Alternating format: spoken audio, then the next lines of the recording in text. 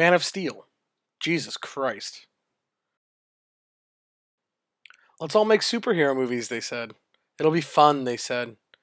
We can all get rich off stories that we don't even have to write. Well, they were right. Everyone is making superhero movies. People are getting rich, and the movies are ultimately fun. But that's about it. Fun. Man of Steel, directed by Zack Snyder and produced by Christopher Nolan, tries to give Superman the same shot in the arm the Dark Knight gave to Batman. But as we all know, Superman is impervious to needles. Henry Cavill takes Clark Kent to a joyless land of emotion and brooding. He's terribly conflicted and dealing with daddy issues. We know that story. It belongs in Gotham, not Metropolis. I want you to do me a favor. I want you to tell all your friends about me. What are you? I'm Batman. Metropolis, as you probably know, is where Superman makes his living. And if you did know that, I wish you'd been on set to inform Mr. Snyder. In Man of Steel, Superman, who isn't branded with that moniker until Act 3... What's the S stand for? It's not an S. On my world, it means hope.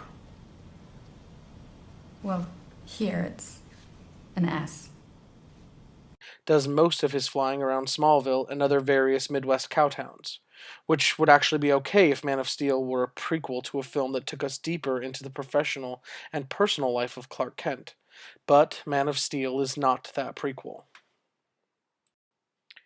In fact, Man of Steel sheds light into just about every nook and cranny of the Superman story. We get a painfully long look at the backstory of Jor-El, Superman's biological father, played by Russell Crowe, setting the epic tone for the film.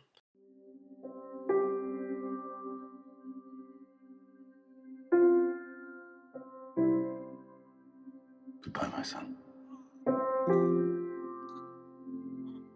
Hopes and dreams travel with you. We also get a glimpse into Clark's childhood and his relationship with Jonathan and Martha, his adopted Earth parents, played by Kevin Costner and Diane Lane, which is very different from the original comics. I have to believe that you were sent here for a reason. And even if it takes the rest of your life, you owe it to yourself to find out what that reason is.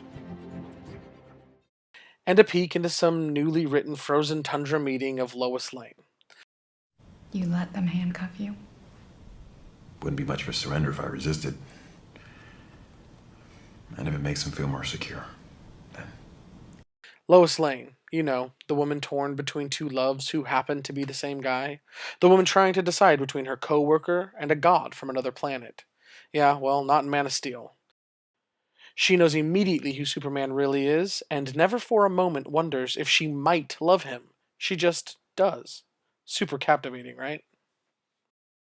We get no Superman in Metropolis. No Clark Kent, mild-mannered rookie reporter for the Daily Planet.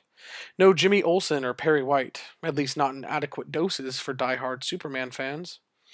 We just get a pissed-off, bearded dude in the wilderness searching for answers. And you thought Wolverine's movie came out later this year.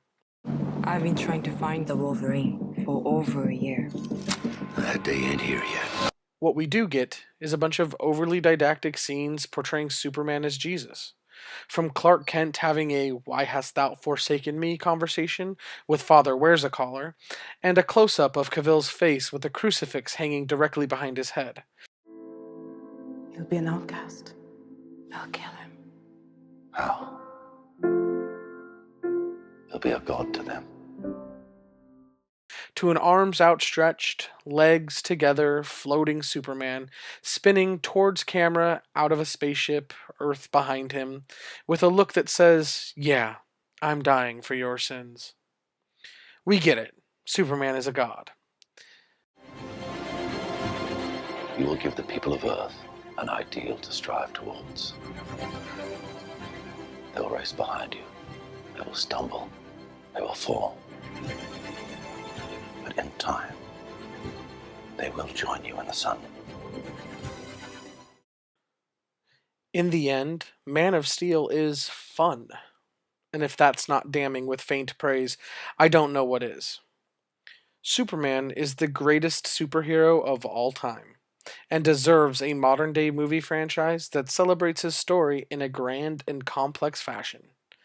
Man of Steel drags his feet through a backstory to give screen time to Russell Crowe, and rushes through the good parts of Clark Kent to get to the mushy parts of Lois Lane. If none of that bothers you, then buy your ticket to see Man of Steel. Have fun.